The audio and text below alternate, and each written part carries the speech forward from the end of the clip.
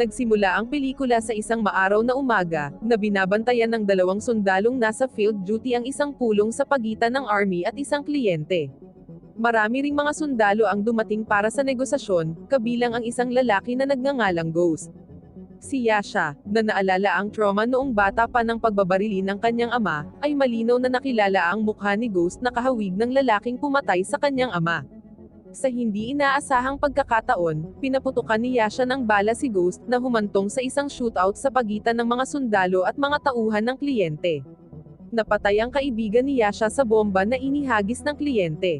Kinabukasan, nagising si Yasha sa isang mukhang madumi na silid, sumayaw siya ng isang sayaw na sinasanay niya noong bata pa siya, pagkatapos ay lumabas ng bahay upang mag-ehersisyo at magsanay ng martial arts gamit ang mga piraso ng puno ng kahoy. Nang maglaon, pumunta siya sa isang restaurant upang makipagkita sa kanyang kasama ngunit may nakita siyang mga siga sa loob. Ipinaalam ni Yasha sa kanyang kasosyo, na si Sergey, na ang kailangan niya ay mga propesyonal na sundalo, hindi mga siga sa kalye. Sumagot siya na ang mga taong ito ay mga propesyonal din sa kanilang mga larangan. May kanya-kanya silang kakayahan, tulad ng engineering, martial arts, at secretarial. Sinabi niya kay Yasha na tanggapin ang kanyang pakikipagtulungan sa kanya, kaya napilitan siyang tanggapin ang desisyon. Sa kabilang banda, makikita natin ang isang magandang babae na nagngangalang Eva ang pumasok sa meeting room na puno ng mga lalaki. Pagdating, hindi maganda ang pakikitungo sa kanya ng isa sa mga lalaki. Sinampal siya ni Eva na naging dahilan ng pagtatalo ng mga lalaki. Pagkatapos ay pumunta si Eva sa security room na naglalaman ng CCTV screen, ngunit hindi nagtagal ay lumabas. Sa hapon, pumunta si Yasha at ang kanyang grupo sa isang pabrika ng armas. Si Yasha ay nasa isang misyon na hanapin ang pumatay sa kanyang ama habang tinutulungan si Sergey na makuha ang negosyong gusto niya. Maingat silang pumasok sa pabrika, kasama si Yasha at isang partner, isang espesyalista sa engineering, na minamanipula ang mga larawang ipinapakita sa CCTV na konektado sa security room. Nang maramdaman ni Yasha na ligtas na ang sitwasyon, sinabihan niya ang kanyang mga kaibigan na pumasok sa pabrika. Inatasan ni Yasha ang mga may kasanayan sa martial arts para bugbugin ang mga nagbabantay sa loob ng pabrika. Dumating si Yasha sa isang silid na puno ng mga shareholder, sinubukan niyang makipag-ayos sa kanila, ngunit hinamon ng mga shareholder si Yasha at ang kanyang mga kaibigan na makipag-away. Pagkaalis ni Eva sa security room, nagmamadali siyang pumunta sa isang kwarto para kumuha ng susi, pagkatapos ay tahimik na umalis sa kanyang opisina. Sa loob ng pabrika, medyo ligtas pa rin ang sitwasyon. Si Yasha at ang kanyang mga kasosyo ay pumunta sa production floor, nilabanan nila ang mga sundalong nandoon. Hindi nalaman ni Yasha at ng kanyang mga kasamahan na nakatakas ang isang sundalo at nagsumbong sa himpilan ng pulisya ang pagnanakaw sa pabrika. Sinabi sa kanila ng sundalo ang tungkol sa pagsalakay, ngunit hindi mukhang natarante si Coronel Alexander. Sa halip tinanong niya kung may malubhang nasugatan, pagkatapos ay ikinulong ng batang pulis na si Peter ang sundalo. Pinatay ng factory security ang mga ilaw at saka muling binuksan. Naramdaman ni Yasha at ng kanyang mga kaibigan na alam na ng pabrika ang pangyayaring ito. Sinugod nila ang mga mahahalagang tao sa pabrika, ngunit sa opisina, alam na ng security guard na darating ang mga magnanakaw. Isinara niya ang pinto ng opisina, ngunit madaling binuksan ng mga kasamahan ni Yasha ang pinto. Nagulat sila nang makita ang apat na lalaki na may dalang matatalim na sandata na handang makipaglaban. Sa kabila ng pag-aaway sa isa't isa, nagawa silang talunin ni Yasha at ng kanyang partner. Pagkatapos nagutos si Sergey sa mga empleyado na ibigay sa kanya ang mga papeles ng pabrika, ngunit kailangan nila ang pirma ng CEO ng kumpanya. Samantala, ang CEO ay nagtatago pa rin sa kanyang silid. Sinusubukan ng partner ni Yasha na makapasok sa silid ng CEO, ngunit isa sa kanila ang binaril, kaya itinigil muna nila ang pagpasok sa silid. Dumating si Coronel Alexander sa pabrika at kinausap si Sergey sa pamamagitan ng mikropono sa labas ng pabrika. Samantala, nagsalita si Sergey sa mikropono sa security room. Sinabi ng koronel na dapat ay tahimik lamang na isinagawa ang pagnanakaw, dahil ang mga sibilyan sa paligid ng pabrika ay agad na nagsumbong sa mga awtoridad. Sinabi ni Sergey na napagkasunduan nila ni Alexander na maaaring isagawa ang pagnanakaw at hindi niya sasaktan ang mga empleyado ng pabrika. Habang nagtatalo sina Sergey at Colonel Alexander, nakita ng CEO si Alexander sa bintana. Sinabi ng CEO na ang pangalan ay Vasily, na maaaring umalis si Alexander sa pabrika dahil ayos lang siya nang wala ang kanyang tulong. Nang marinig iyon, nahiya si Alexander na mahuli na nakikipagtulungan siya kay Sergey. Sinabi ni Yasha sa kanyang partner na buksan ang pinto sa silid ni Vasily para maging legal ang paglilipat ng mga shares. Binigyan siya ni Yasha ng 5 minuto para buksan ang pinto, ngunit tinanggihan ito ng kasama ni Yasha, sinabing may mga baril sa silid ng CEO kaya hindi siya naglakas loob na buksan ang pinto. Tapos umalis na yung lalaki. Nadatnan niya si Eva, na tahimik na pumasok sa pabrika. Sinubukan ni Eva na magtago ngunit nabigo. Nang malapit na siyang abusuhin sa isa sa mga kasamahan ni Yasha, biglang dumating si Yasha at lumaban para protektahan si Eva. Pagkatapos ay dumating ang kanyang mga kasamahan na hindi sumusunod sa kanyang utos. Sa huli, nilabanan sila ni Yasha at sila ay natalo.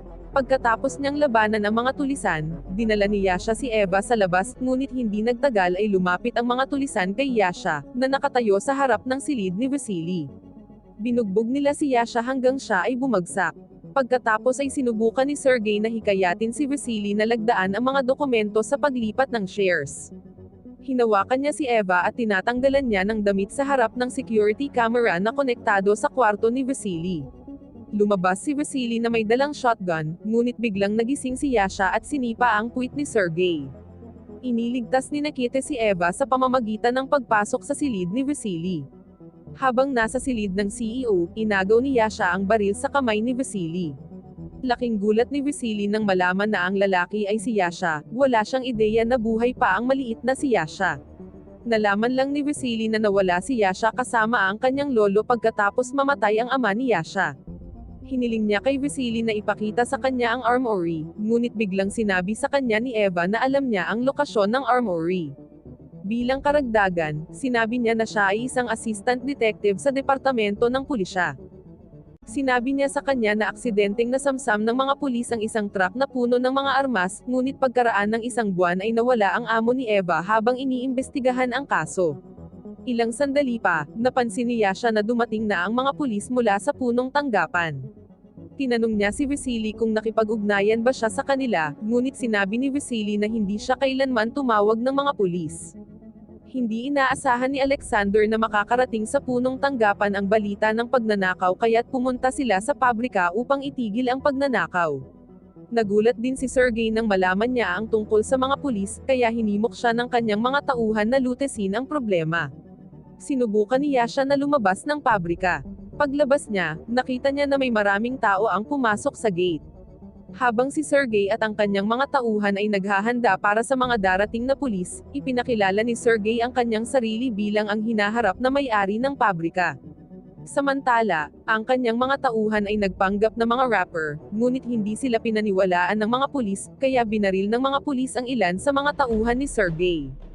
Pagkatapos ay dumating si Yasha, pinabagsak niya ang mga pulis, at nailigtas pa ang kanyang kasama na muntik ng barilin ng mga pulis. Nagalit sa kanya ang mga tauhan ni Sergey dahil hindi niya sila binigyan ng armas sa laban na ito. Sa wakas, ang isa sa kanyang mga tauhan ay lumaban kay Sergey hanggang sa bumagsak si Sergey. Pagkatapos ay pinaalis sila ni Yasha sa gusali. Si Vasily at Eva ay sumunod din sa utos ni Yasha, ngunit si Yasha ay nanatili sa pabrika upang hintayin na dumating ang pumatay sa kanyang ama. Habang papunta sa exit ang mga kasama ni Yasha, biglang may nagpaputok mula sa labas ng bus. Sa wakas, tumigil sila, at dumating na sa pabrika ang lalaking pumatay sa ama ni Yasha. Inutusan niya ang mga tao sa bus na lumabas, sila ay itinali at inilipat sa isang silid sa pabrika. Samantala, pinagmamasdan ni Nikita ang mga pangyayari mula sa malayo. Noong una, gusto niyang barilin sa ulo ang lalaki, ngunit nagpasya siyang hindi muna niya gagawin. May mga sundalong inatasan na dumaan sa bodega at dalhin ang mga natitirang armas. Madaling tinapos ni Yasha ang 2 sundalo na nakatalagang magbantay sa bodega. Habang bihag ang mga kasama ni Yasha, tinanong ni Ghost na siyang pumapatay sa ama ni Yasha kung sino ang nasa likod ng planong pagnanakaw na ito. Ipinaliwanag ni Sergey na siya ang utak sa pagnanakaw, sa kasamaang palad, siya ay binaril patay. Di nagtagal, makalipas ang ilang sandali, sinubukan ng mga lalaki na makipag-ugnayan sa pangalawang squad na nakatalagang maghanap sa bodega, ngunit hindi nila siya sinagot. Napagtanto niyang may mali, pagkatapos ay inutusan ang kanyang mga sundalo na maghanda upang labanan ang kaaway, na si Yasha. Nakapasok si Yasha sa silid kung saan nakakulong ang kanyang mga kaibigan. Sinabi niya sa kanila na umalis sakay ng bus ngunit sina Vasily, Eva, Peter, at isa sa mga tulisan na tinatawag na gladiator ang tumulong kay Yasha. Nilabanan nila ang mga sundalo sa labas ng gusali. Pagkatapos ay nagpasya si Gladiator na pumasok sa armory, may nakita siyang bomba na konektado sa buong bodega. Nakalulungkot, pinasabog niya ang bomba at agad siyang namatay. Nasa loob pa rin ng pabrika si Yasha, na nakikipaglaban sa maraming sundalo. Nang makulong si Nikita sa isang silid, dumating si Peter upang tulungan siya hanggang sa natagpuan niya ang pumatay sa kanyang ama.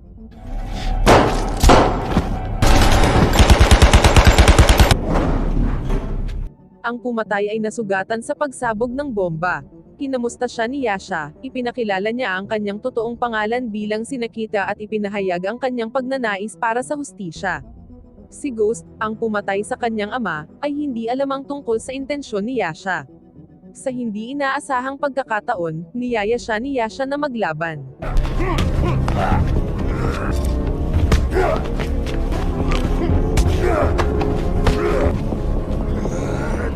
Noong una, muntik nang mapatay si Yasha, ngunit nakaligtas siya. Hindi nagtagal, sinuntok niya ng paulit-ulit ang lalaki sa tiyan hanggang siya ay bumagsak. Sa katunayan, ang lalaki ay hindi papatay, tumayo siya na parang gusto pa niyang kalabanin si Yasha.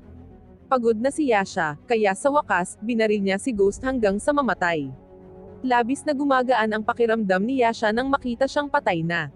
Pagkatapos ay lumapit sina Vasily, Eva, at Peter kay Yasha, na nakaupo.